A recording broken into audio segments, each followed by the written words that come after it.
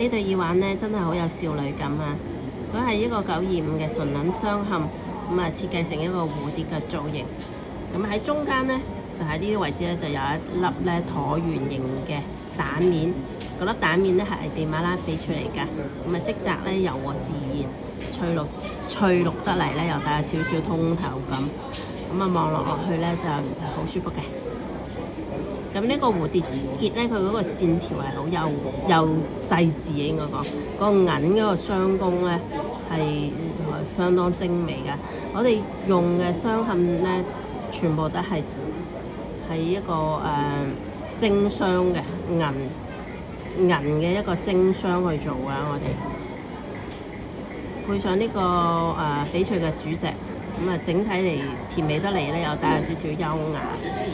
呢個925銀鑲嘅一個托，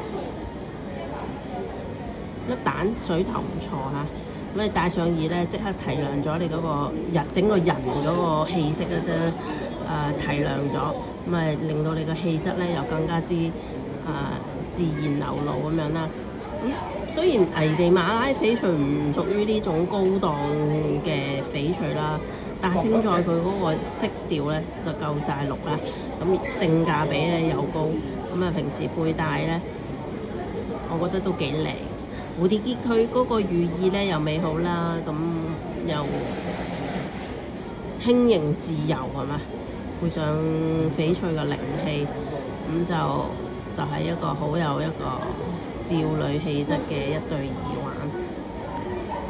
呢個主石我哋睇個尺寸。